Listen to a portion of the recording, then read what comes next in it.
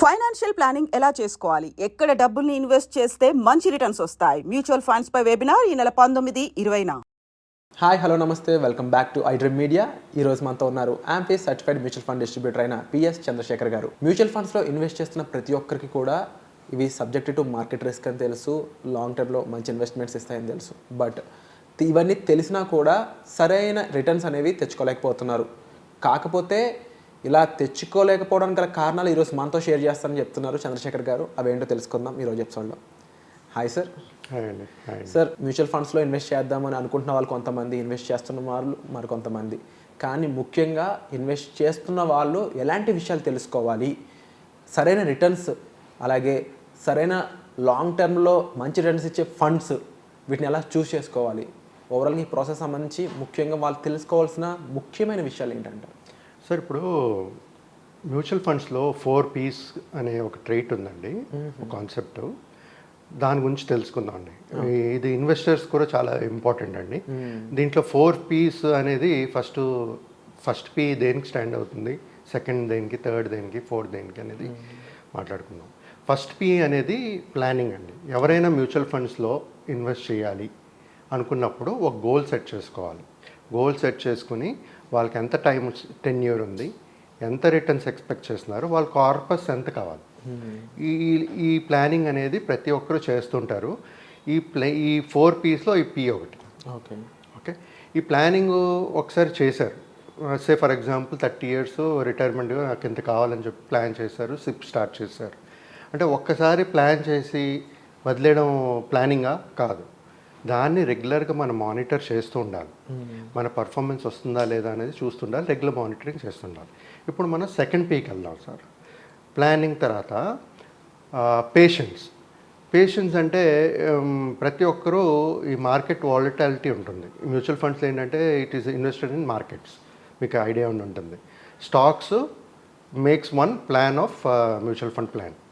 Number of stocks in a plan is called plan in a mutual fund.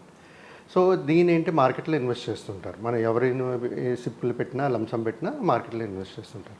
ఇక్కడ ఏంటంటే patience అనేది ఉండాలి. Market volatility టైంలో ఏం చేస్తుంటారంటే మార్కెట్ పేషెన్స్ అనేది కోల్పోతారు సహజంగా. అంటే ఫస్ట్ రిస్క్ తీసుకుంటానికి పెడతారు, కానీ మార్కెట్ పడేటప్పుడు ఏమవుతుందంటే వాళ్ళ పేషెన్స్ కోల్పోతుంది. ఇంత పడిపోతుంది, ఇంకా పడిపోతుందేమో అని చెప్పి పేషెన్స్ కోల్పోయి ఏం చేస్తుంటారు, కొంతమంది ప్రాఫిట్ అమ్మేద్దామని చూసుకుంటుంటారు, కొంతమంది మొత్తానికి అమ్మేస్తుంటారు. ఇది రెండో ట్రేట్ అండి, చాలా ఇంపార్టెంట్ ఈ రెండో ట్రేట్. మూడో ట్రేట్ వచ్చినప్పటికీ పర్ఫార్మెన్స్ అంటే మనం ఒక గోల్ సెట్ చేసుకుంటాము. మనకి ఒక 15% వస్తుంది అనుకుని సెట్ చేసుకుంటాం. 30 years గోల్ ప్లాన్ చేసుకుంటాం. ఇప్పుడు ఏంటంటే మనం చేసుకున్న పర్ఫార్మెన్స్ అంటే నార్మల్గా పర్ఫార్మెన్స్ వస్తుంటుంది 12%, 13% వస్తుంటుంది. కానీ మన గోల్ 15%. అంత మనీ పర్సంటేజ్కి రావాలి, అంత రావాలి. సో మన పర్ఫార్మెన్స్ చూసుకునేటప్పుడు, ఈ P అనేది పర్ఫార్మెన్స్ చూసుకునేటప్పుడు మనకు రావాల్సిన టార్గెట్ 12% 15% రిటర్న్స్ వస్తుండాలి. అది కాకుండా ఇన్ఫ్లేషన్ బీట్ చేస్తుండాలి. ఈ 12% 15% వస్తుందంటే ఇన్ఫ్లేషన్ బీట్ చేస్తుంది. బట్ మన అనుకున్న పర్సంటేజ్ రిటర్న్స్ వస్తున్నాయా లేదా అనేది పర్ఫార్మెన్స్. అది మనం మానిటర్ చేస్తూ ఉండాలి. పర్ఫార్మెన్స్ తర్వాత లాస్ట్ పర్సిస్టెన్స్. ఇప్పుడు ఏమవుతుందంటే సార్, మార్కెట్లో మార్కెట్ ఇప్పుడు చూసుకోండి, లాస్ట్ 1 week నుంచి ఇరాన్ ఇజ్రాయెల్ వార్ ఫైట్ చేస్తున్నారు, బాంబ్స్ ఇది అవుతున్నాయి. అవుతున్నప్పుడు మార్కెట్ చాలా వాలటైల్గా ఉంటుంది. ఒక్క రోజు పెరిగితే 3 రోజులు 4 రోజులు పడుతుంది మార్కెట్. సో ఈ వాలటైల్ ట్రెండ్లో పర్సిస్టెంట్ అంటే మన ఏదైతే గోల్ మనం పెట్టుకున్నామో ఆ గోల్కి మనం అలైన్ అయ్యి ఉండాలి.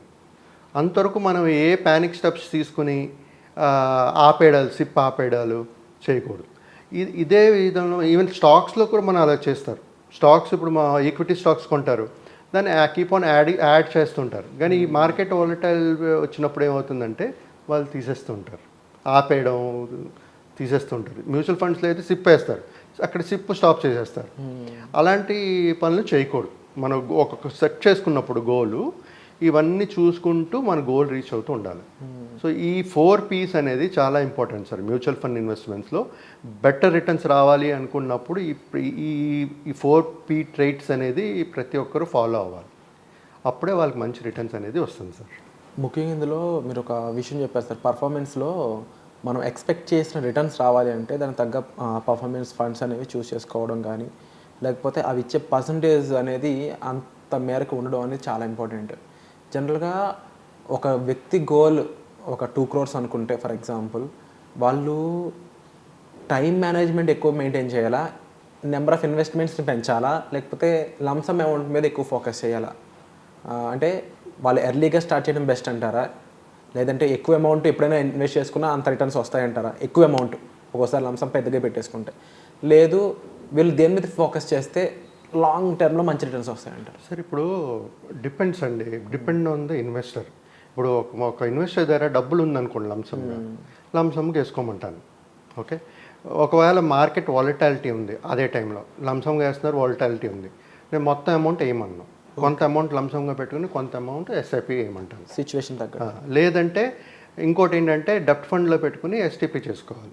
ఎస్టీపీ చేసుకునేటప్పుడు ఏంటంటే ఒకే ఏఎంసీలో డెప్ట్ ఫండ్లో ఉండాలి, అదే ఏఎంసీలో ఇంకో ఈక్విటీ ఫండ్ కొనుక్కోవచ్చు. సో ఎస్టీపీ అనేది ఈ డెప్ట్ ఫండ్ నుంచి అదే ఏఎంసీలో ఇంకో ఈక్విటీ ఫండ్లో అనేది చేసుకోవచ్చు.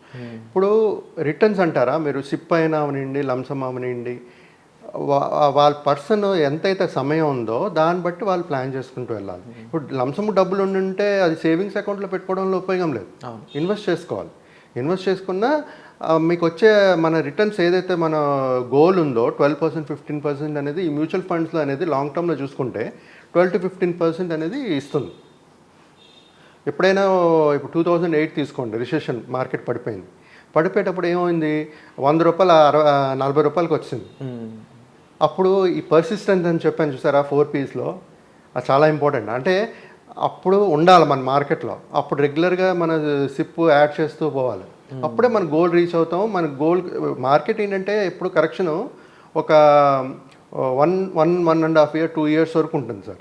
దాని తర్వాత మళ్ళీ మార్కెట్ రికవర్ అవుతుంది, ఎప్పుడు అక్కడే ఉండిపోదు. ఎందుకంటే ఇండియా డెవలప్ అవ్వాలంటే గ్రోత్ ఉండాలి. గ్రోత్ ఉండాలంటే ఈ ఫండ్స్ పర్ఫామ్ చేయాలి, కంపెనీస్ పర్ఫామ్ చేయాలి. డెఫినెట్గా పర్ఫామ్ చేస్తుంది, కాకపోతే పేషెన్స్ ఉండాలి అక్కడ. మళ్ళీ ఆ గోల్ ఏదైతే మనం పెట్టుకుని అంతవరకు పేషెన్స్ ఉండాలి. అబ్రప్ట్ డిసిషన్స్ తీసుకోకూడదు. ఆ మార్కెట్ వాలటాలిటీలో డిసిషన్స్ తీసుకుంటారు చూసారా. ఇప్పుడు 100 రూపాయలు 40 రూపాయలు పడిపోయింది, మోస్ట్ ఆఫ్ ద పీపుల్ అప్పుడు ఏం చేశారు, అమ్మేశారు అందరూ. ఇంకా పడిపోతుందేమో, 10 రూపాయలకి వెళ్ళిపోతుందేమో 20 రోజులు. ఈ 4Ps అనేది చాలా సేఫ్ గార్డ్ చేస్తుంది, అది ఫాలో అవ్వాలి మీరు. Very important information sir. స్ట్రాటజికల్గా చూసుకున్నట్లయితే ఈ 4Ps లిటరలీ వాళ్ళ యొక్క ఫైనాన్షియల్ కెరియర్ని మార్చే స్కోప్ కనిపిస్తుంది. But at the same time mutual funds అనే కాదు, ఎటువంటి ఇన్వెస్ట్మెంట్ చేసినా కూడా కొన్ని స్ట్రాటజికల్ థింగ్స్ అనేవి ఉంటుంటాయి. వాటిని సరైన విధానంలో మనం మెయింటైన్ చేసుకోగలిగితే, వాటిని పాటించగలిగితే మన ఫైనాన్షియల్ సిచ్యువేషన్స్ అనేవి చాలా బెటర్ అవుతాయి. అండ్ వీటికి సంబంధించిన మరింత ఇన్ఫర్మేషన్ కోసం చూస్తూనే ఉండండి iDream బిజినెస్. అండ్ తప్పకుండా మరింత ఇన్ఫర్మేషన్ మీరు చంద్రశేఖర్ గారి దగ్గర నుంచి తెలుసుకోవాలనుకున్నట్లయితే డిస్ప్లే అవుతున్న నెంబర్స్ కాల్ చేసి మీరు సార్ని సంప్రదించవచ్చు. వచ్చే ఎపిసోడ్లో మళ్ళీ కలుద్దాం. And thank you so much sir. Thank you అండి, థ్యాంక్ యూ.